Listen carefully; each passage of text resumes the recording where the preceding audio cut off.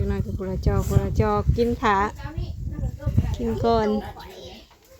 สบายดีพี่น้องดีตอนหับพระสุส่งเบาดาวทักทายสบายดีเด้อ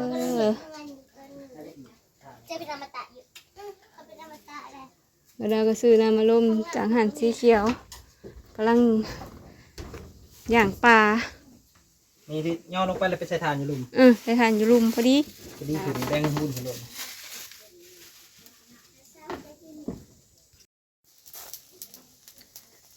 ย่างแล้วเห็ด2 เตาพี่น้องเอ้ย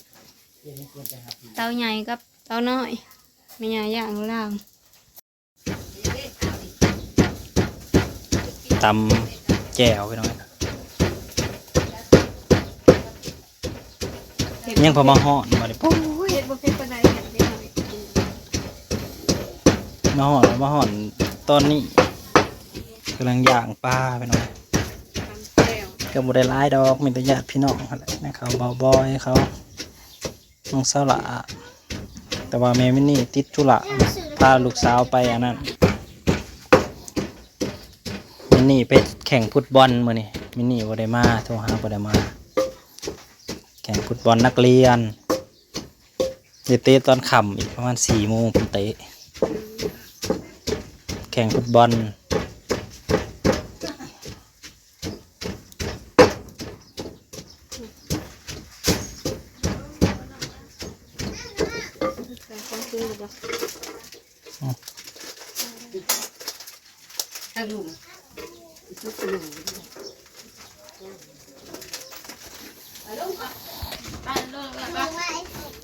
ลงระบอจะคล้องวันเกิดนี่ลงระบอ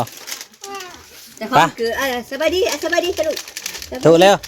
ถูกก่อนลูกถูกด้วยงามถูกงามถูกเพื่อลงมันหนุกทางได้ทางนี้ทางพอเด้โอ้ยอาจจะเห็ดภาษาตามภาษาโอ้โหน้ำก็เต็มน้องขากะลีพี่น้องไว้ป่านน้ำจนล้นที่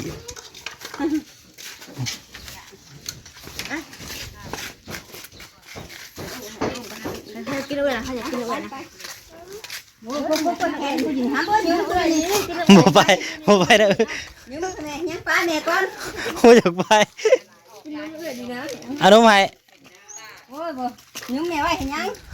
ของเจ้าได้สามันบ่ร้ายปานใดบอกของเจ้าขอไปซอดโอ้ยถามหมออย่างไปมาอัดมาลิอีกน้อยถืออภาเนี่ย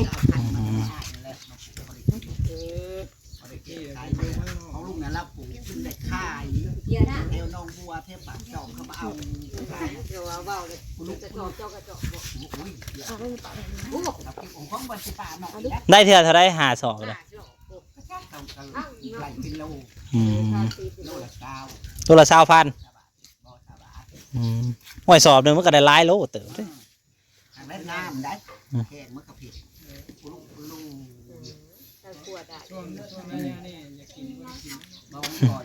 เบิด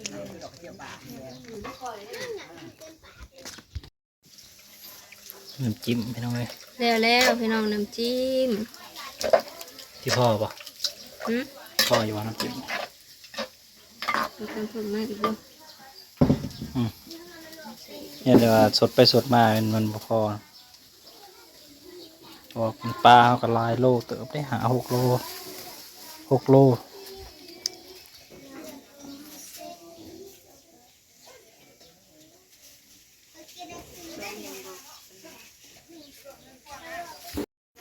ญาติพี่น้องเริ่มมาแล้วพี่น้องเริ่มมาแล้วกันเซลยังว่าทันครบอยู่มาตัวไหนนี่นะมากระพายกินอะไรสู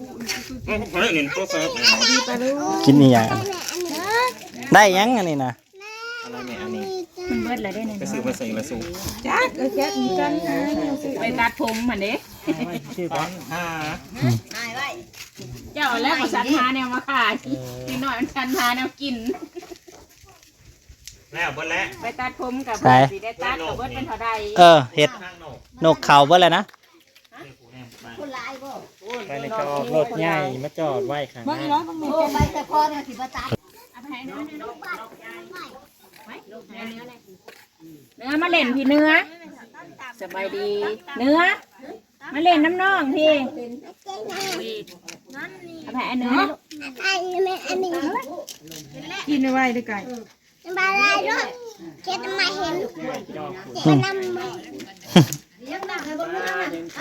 ้องไอเนื้อกับวอดบ่สนใจ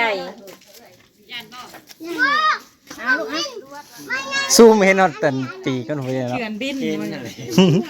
แต่แล้วเห็นนอตตีนมันโอ้เป็นเอาจุดจุ๊ เครื่องบินกับเครื่องบิน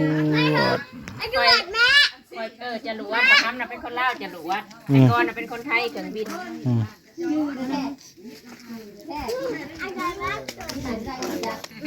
ไปห้าผืนเขาได้เดือนแล้วจังจื้อหอเครื่องบินเหรอสบายดีเด้อพี่น้อง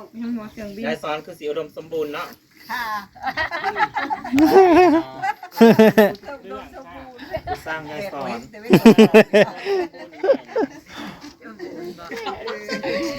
2 ปีแล้วสวยว่าแป๊บเดียว พายุเข้าไปเรื่อยๆเลย ก็เข่าไปเรื่อย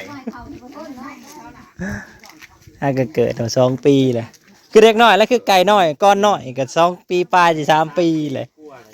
อันนี้3 ปีเลยนี่ ๆการมึงสิไปเมื่อไหร่ก่อนมึงสิไปต่างประเทศไปได้ วันทางเบิ่งวันอาทิตย์นะ ไปกับทีมได้นี่ เที่ยวเก่า กูกับโซนแม่มึงไปนั่นหน่อยกว่า แม่ฐานะ เขาเอาแต่คนเก่าปะ ในหม่องข้าวนะเขาหาคนปีนี่บุปีนั่นเอาไรนะ7-8ปีนี่ก็ได้เอาผิด3-4 พันแล้วเอาเราหาคน ระวังลบน้อยน้องพาก็ได้เนาะมีป่าบ่ได้นี่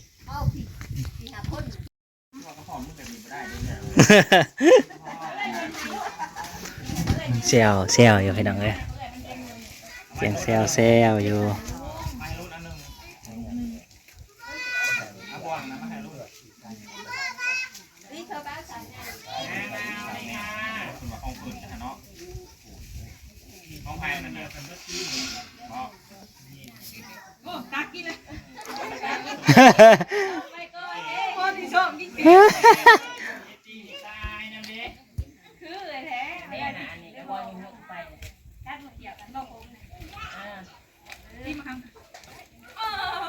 ร้าน250เป็นมาแค่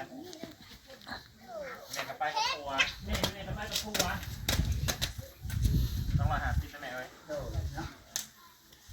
เนี่ยนี่กูวางลงกันสั่นสูงเนาะฮะเอ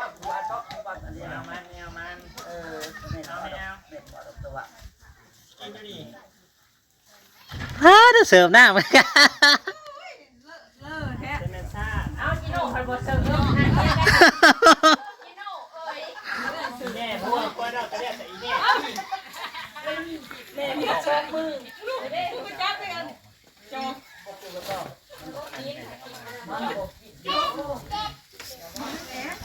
อันนี้มีห่มเพื่อนไปน้องเลยมีห่มเพื่อนแล้วเขากับปูซีเมนต์ปูอันนั้นจบดีมันก็เลยเป็นตะนังห่มกับมามันก็เย็น ขวดไม่ก็ได้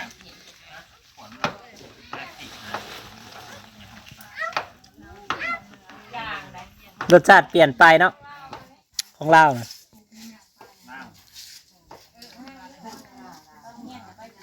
มาได้ไปกินด้วย ถ้าใครเผ็ดกว่าในเมื่อแล้วมันจะไม่เต้นน้ำเขา แม่กับปากล่างเมื่อทุกสามคนไปหาไปนอนกอดกันนะครับผม เนี่ยมันใหญ่ซ้อนจอนมาเอามันใหญ่ซ้อนมันยังค่อยลงทีก็ฮะ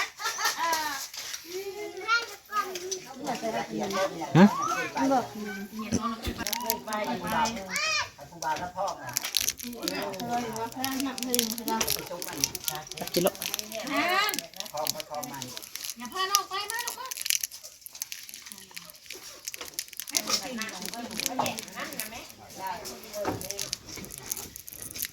โอ้ยพี่น้าอยู่ท้ายนี่มาเอาน้ำอุปกรณ์มาหนัง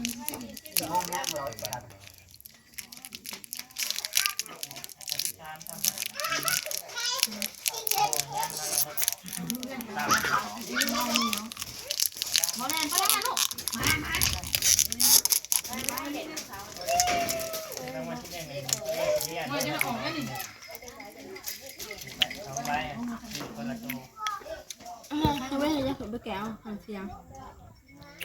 ยัง ยังบ่ เดี๋ยวมึงได้ทุกคนเลยเป็นโคมที่มีในไฟลูกแบบนี้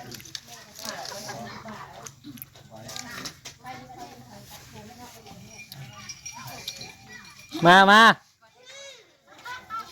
ตาดิตามาตา โ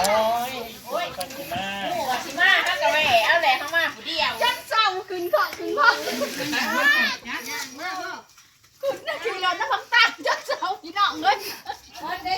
ร้านคนจะไปเลยนั่งทานนั่ง ไปตาเดี๋ยวมาเลยแม่ตา คอยอาเมย์นะลูกเนาะคอยอาเมย์เลย เขาขับแข่งอยู่ในทางรถเขาหล่นผ่านไปผ่านรถจะรับพาลูกไปผ่านไม่ก็ให้รถไปผ่านก็เลยเมย์ต้องได้ควรไปเห็นแล้วบอกเขาขับแข่งเด็กไอ้นั่นฉันมาไอ้นั่นมีกันเด็กมีขาด้วยเนาะนะมีขาด้วยโอ้ยใครใส่กินยาคนไงนี่นะให้เขาแซ่จะถ่ายเนี่ยจะเที่ยวให้แม่เลยยกเสาเขาจะลุกเข้าลุกอย่าไปเขากินเด้อไม่ได้กินเค้กนะแม่ลูกแม่เขาคนเขาเขาเอง เลยไปน้องขอบคุณลาที่เข้ามาหับชมดีไปได้หมอ